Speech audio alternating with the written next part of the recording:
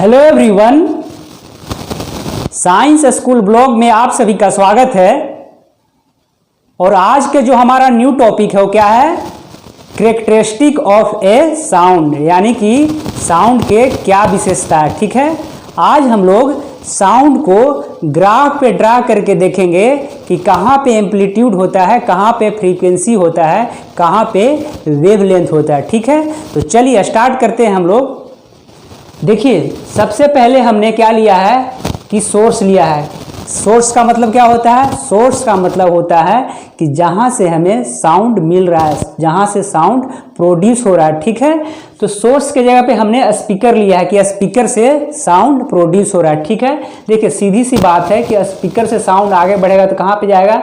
Air में जाएगा। ठीक है, तो देखिए हमने माना है कि देखिए जो हमारा पहले बार में हुआ, क्या हुआ है? तो कंप्रेशन हुआ है। फर्स्ट देखिए, साउंड वहाँ पे प्रोपिगेट करता है जहाँ पे सीरीज किसका होता है? तो कंप्रेशन का सीरीज होता है और रेयरफेक्शन का सीरीज होता है। ठीक है, तो देखिए अगर हम बात करें कि सबसे पहले क्या होता है? कंप्रेशन होगा। ठीक है, कंप्रेशन का मतलब क्या हुआ कि जो हमारा पार्टिकल है उसको पास दबा दिया है। ठीक है, देखिए यहाँ पे कंप्रेशन हुआ है और यहाँ पे रेयरफेक्शन हुआ है। ठीक है, तो देखो पार्टिकल है, जो हमारा पार्टिकल है इतना एरिया में है, उसी पार्टिकल को दबाकर इतना एरिया में कर दिया है, उसी पार्टिकल को दबाकर इतना एरिया में कर दिया है। तो हम लोग को पता पहले हो चुका है कि देखिए जब कंप्रेशन होता है तो वहाँ पे प्रेशर और डेंसिटी हाई होता है। ध्यान में रखिएगा कि जहाँ पे कंप्रेशन होगा, यानी कि इस वाले एरिया में, यहाँ से लेकर यहाँ तक वाले एरिया में कंप्रेशन हो रहा है,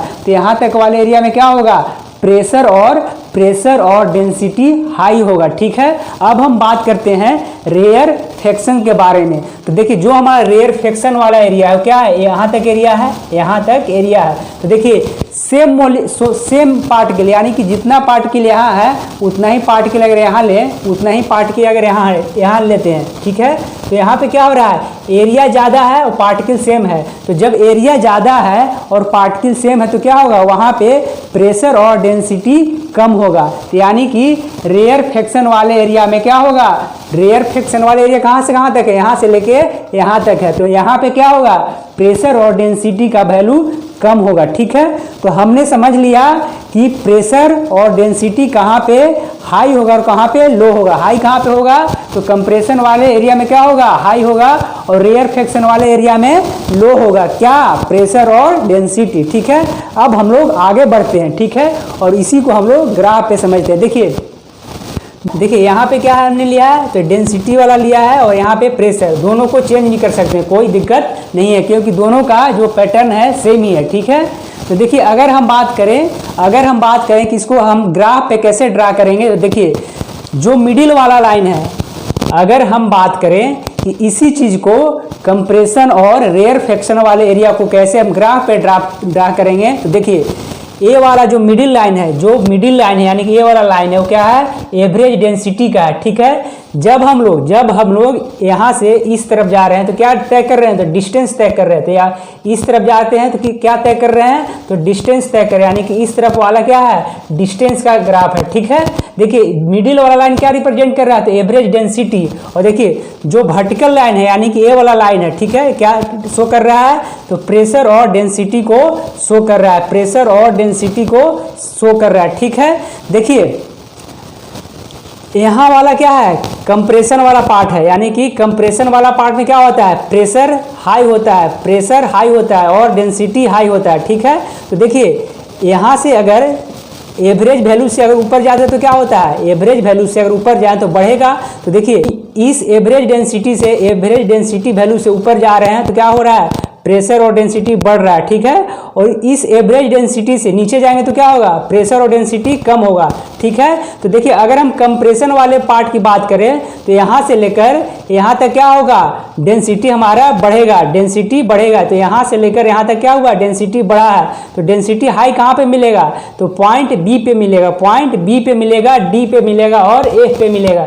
यहाँ पे क्या है? डेंसिटी या फिर प्रेशर हाई है। ठीक है, अगर हम बात करें कि लो कहाँ पे है, तो सी पे लो है, ई पे लो है। ठीक है, देखिए आगे ऐसे ही पैटर्न चलता रहेगा, यानी कि कंप्रेशन और रेयर फ्रैक्शन का पैटर्न आगे भी बढ़ता रहेगा, ठीक है। तो ग्राफ आगे भी बढ़ता रहेगा, ठीक है।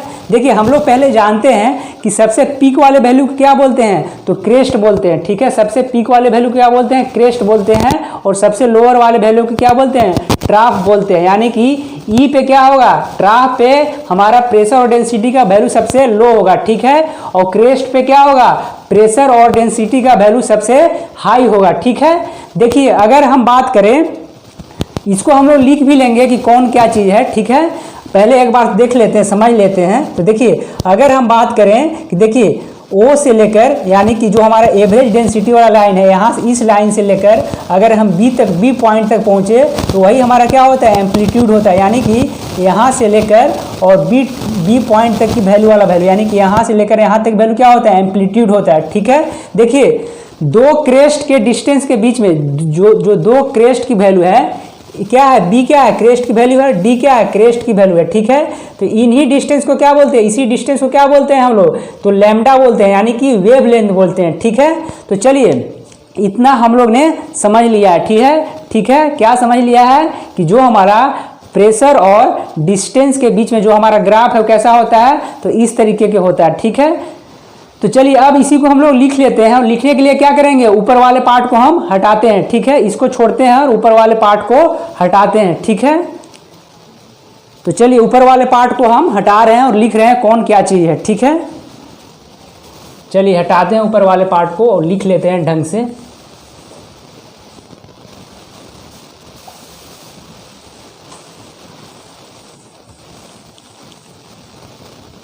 देखिए अगर हम बात करें कि यहाँ से यहाँ तक की डिस्टेंस को क्या बोलते हैं, तो हम लोग बोलते हैं वेव लेंथ, यानी कि बी से लेकर डी तक की डिस्टेंस को क्या बोलेंगे, वेव लेंथ बोलेंगे। यानी कि जो हमारा बी डी है, जो हमारा बी डी है वो क्या है, वेव लेंथ है, क्या है, वेव लेंथ है, ठीक है। और वेव लेंथ को क्या डेफिनेशन लिख सकते हैं, तो वेव लेंथ के लिख सकते हैं कि distance between to crest, distance between to crest that is wave length. तो बी डी हमारा क्या हो गया, तो बी डी हमारा हो गया वेव लेंथ। तो इसको किससे इंडिकेट करते हैं, तो लैम्डा से इंडिकेट करते हैं, ठीक है। According to figure, B D क्या है, अकॉर्डिंग टू फिगर ले रहे हैं, ठीक है। अगर फिगर चेंज होगा तो बी डी नहीं होगा, ठीक है। इस फिगर के अनुसार बी डी होगा, ठीक है। चलिए आगे बात करते हैं कि जो हमारा क्या डिस्टेंस होगा, यहाँ से यहाँ तक की दूरी होगा। यानी कि जो हमारा, अगर इस पॉइंट को हम नाम दे देते हैं, ठीक है, जी नाम दे देते हैं, यानी कि इस पॉइंट से लेकर इसको हम जी नाम दे देते हैं, ठीक है। तो यानी कि ओ से लेकर जी तक की क्या है, एम्पलीट्यूड है, एम्पलीट्यूड है। यानी कि जो ए वाला पार्ट होता है, दो यहाँ से देखिएगा, जो ए वाला पार्ट होता है, ठीक है, ये क्या होता है, एम्पलीट्यूड होता है, ठीक है। ये वाला क्या हो जाएगा, एम्पलीट्यूड हो जाएगा, ठीक है, समझ में आ गया होगा। यानी कि अगर हम बात करें कि इसको अगर हम नाम दे दें के, इसको हम नाम दे दें के यहाँ पे, तो जो हमारा के डी का वैल्यू होगा वही हमारा क्या होगा, एम्पलीट्यूड होगा। के डी क्या होगा, के से लेकर यहाँ तक डिस्टेंस क्या होगा, तो एम्पलीट्यूड होगा, ठीक है।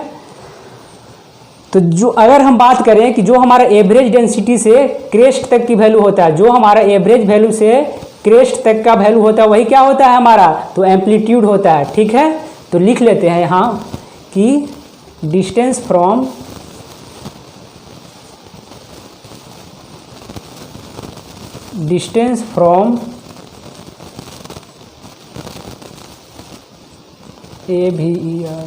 एवरेज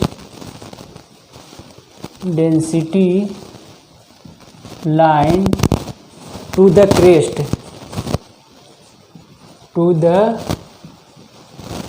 क्रेस्ट दैट इज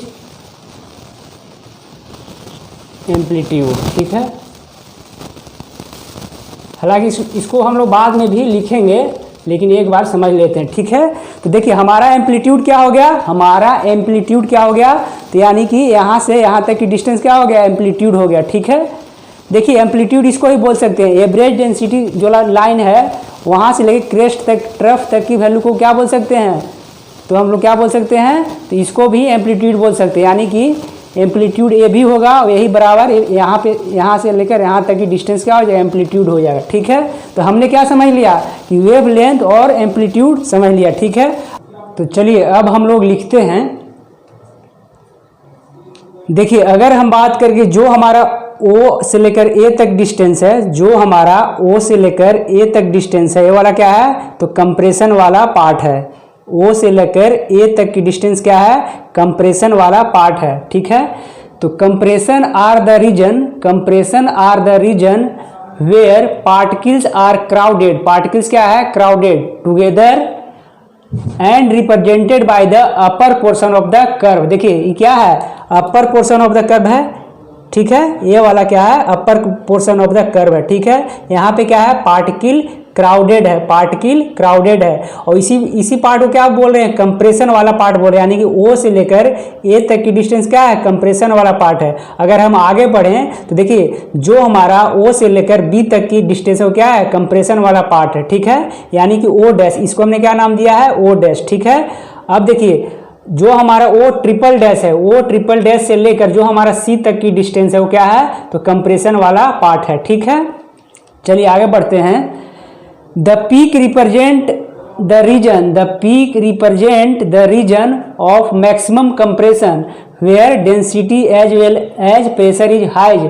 देखिए जो हमारा पीक वाला है, यानी कि जो हमारा कंप्रेशन वाला पार्ट है, यहाँ से लेकर यहाँ तक की डिस्टेंस, यानी कि O से लेकर A तक की डिस्टेंस क्या है, यहाँ पे प्रेशर और डेंसिटी हाई है। ठीक है, अब हम लोग रेयर फ्रैक्शन की बात करते हैं। ठीक है, तो rarefaction are the region of low pressure where particles are spread apart and are represented by the valley that is the lower portion of the curve। ठीक है, तो देखिए अगर हम बात करें कि किसको नाम दे दे के जी।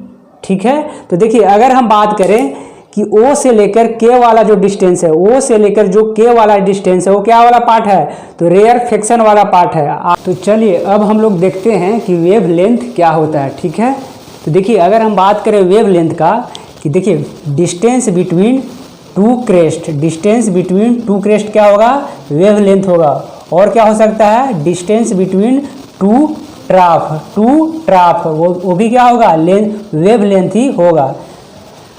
तो अगर हम बात करें कि the distance between two conjugative compression C और the two conjugative rarefaction is called wavelength. ठीक है, वेव लेंथ को किससे इंडिकेट करते हैं, लैम्डा से। ठीक है, ऐसा यूनिट क्या होता है, मीटर होता है। ठीक है, देखिए अगर हम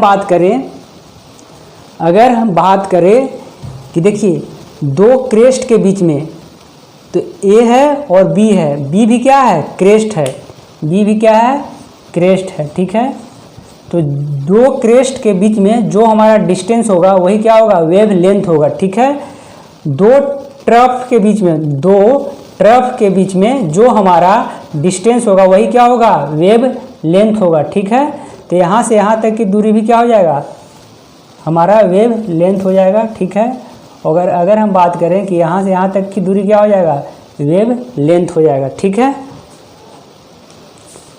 तो चलिए मिलते हैं नेक्स्ट वीडियो में।